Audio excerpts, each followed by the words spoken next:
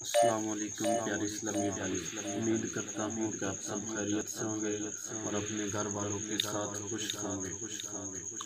الحمدللہ رب العالمین والعاقبۃ للمتقین والصلاة والسلام علی سید الانبیاء والمرسلین، اما بعد فاعوذ باللہ من الشیطان الرجیم، بسم اللہ الرحمن الرحیم۔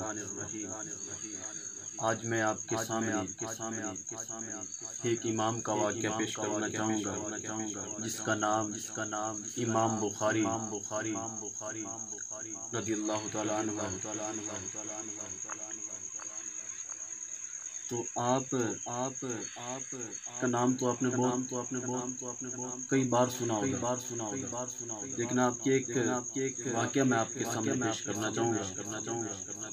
امام بخاری زری ایک تاجر تھے اور بہت امیر گھرانے سے تھے۔ آپ کچھ اشرفیاں لے کے کہیں جا رہے ہیں، 6,000 یہ 6 لاکھ اشرفیاں لے کے کہیں جا رہے ہیں، تو کشتی میں سوار ہیں، تو کسی آدمی کو پتہ چلا کہ ان کے پاس 6 لاکھ اشرفیاں ہیں، تو لہٰذا یہ اشرفیاں میں ان سے ہتھیار ہوں، ان سے وصول کر لوں۔ وہ سوچنے لگا کہ یہ ان سے جو یہ اشرفیاں ہیں یہ میں ان سے وصول کیسے کروں۔ وہ بے ایمان ہو گیا۔ تو اس شخص نے دیکھا کہ ان کی وجہ مؤدبانہ ہے،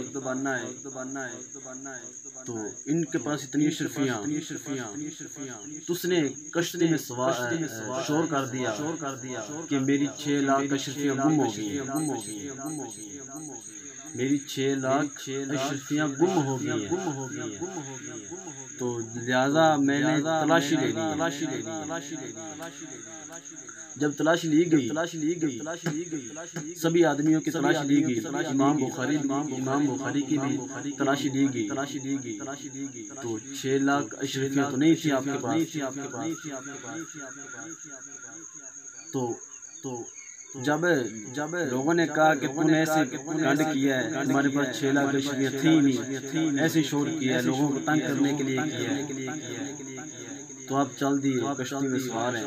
تو جس نے شور کیا تھا کہ میری 6 لاکھ اشرفیاں گم ہو گئی ہیں، وہ امام صاحب کے قریب ہونے لگا، ہو کے پوچھتا امام صاحب آپ کے پاس 6 لاکھ اشرفیاں تھیں، میں نے خود دیکھا ہے، تو پھر گئی کہاں؟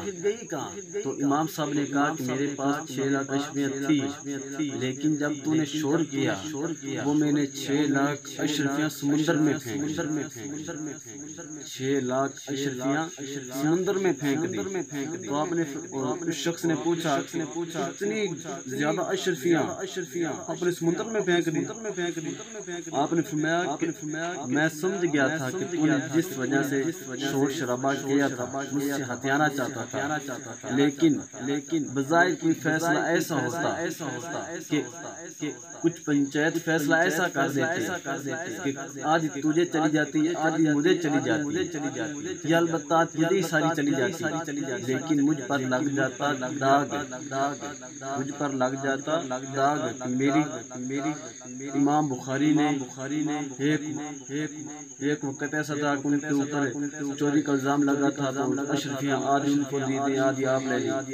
تو آپ نے اپنا جو کردار تھا وہ محفوظ رکھنے کے لیے اپنی 6 لاکھ اشرفیوں کو سمندر میں بہا دیا، اپنا کام محفوظ رکھنے کے لیے، اپنا کردار محفوظ رکھنے کے لیے آپ نے وہ 6 لاکھ اشرفیوں کی پرواہ نہ کی۔ تو آج انہیں کی حدیثیں امام بخاری، امام مسلم، ابو داؤد، ایسی کئی حدیثیں آپ نے لکھی ہیں، تو آج نام بھی انہیں کا زندہ